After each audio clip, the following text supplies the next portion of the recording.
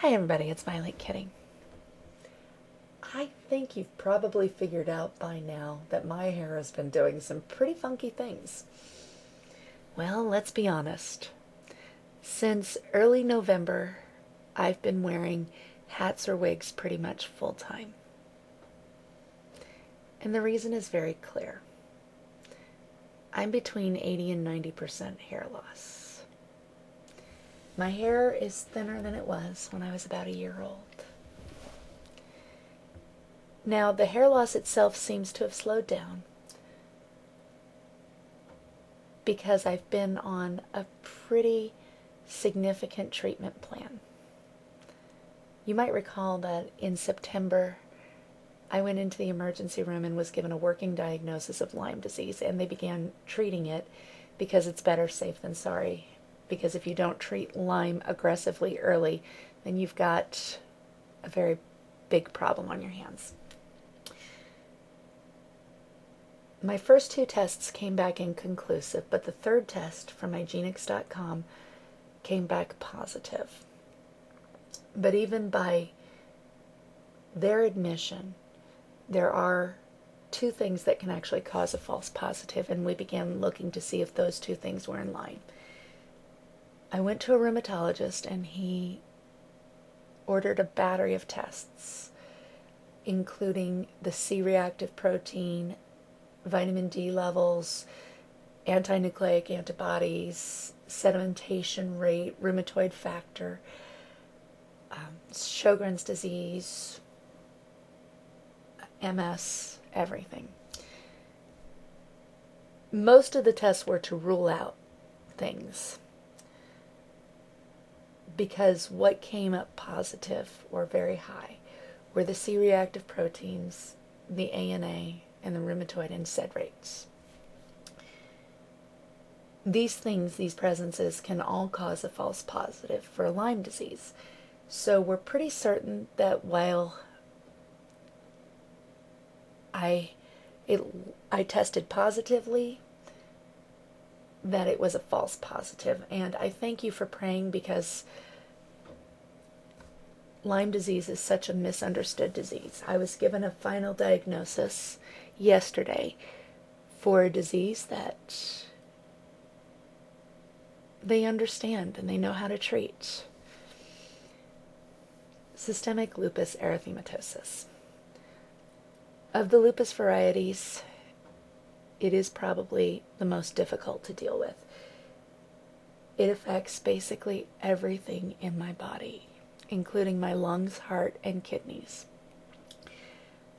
I develop rashes very easily. I've even mentioned that before. I run a pretty much full-time low-grade fever. I'm not asking for pity, but I wanted people who have been very concerned about my health to know where it stood right now. And I thank you for your concern and your prayers. It's meant the world to me. Pastor George C. actually called for prayer for me one morning, as did John Marcus 7. The morning that I was rushed in to the doctor's office and had a kidney infection. And so thank you for those.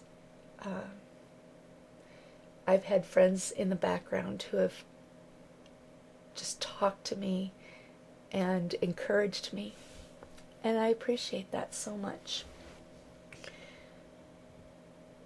The hardest thing to deal with this is that, habitually speaking, most people with some form of an autoimmune disease, and the simplest way to describe an autoimmune disease is being allergic to oneself. Most people with some form of an autoimmune disease had it triggered by a moment of extreme stress in their life. I can actually pinpoint the date that I started experiencing symptoms, which was December 20th of last year. After having experienced an extremely crushing blow something I would have never expected this person to do. Within a month, I lost 18 pounds. I experienced extreme nausea for about 3 months. And I couldn't put weight back on to save my life. And I started experiencing arthritic type symptoms and extreme sensitivity to light and sound, but specifically light. And then, of course, it culminated in the emergency room visit in September. This is my life. It's the hand that I've been dealt. And yet shall I praise him. God has been with me throughout this entire ordeal. It's taxing on me physically, emotionally, financially too. I'm not asking for money, I'm just stating that it is very taxing. My hope for 2010 is to be one of the rare, miraculous healings of SLE. And God will receive the glory. But even if he doesn't heal me miraculously, I will still glorify him. He has done so much for me. And I'm thankful. I'm thankful that I've had this opportunity to grow in grace and understand the heart of the King that loves me so much that he would willingly allow himself to be publicly humiliated, whipped, beaten, scourged, nailed to a cross because he loves me that much. And I can't comprehend that love because I don't have it in me. But I am so thankful that he does. And so, while this time is very difficult for me, it is shaping me more and more to look like my Lord. And that's all I have to say. PK out.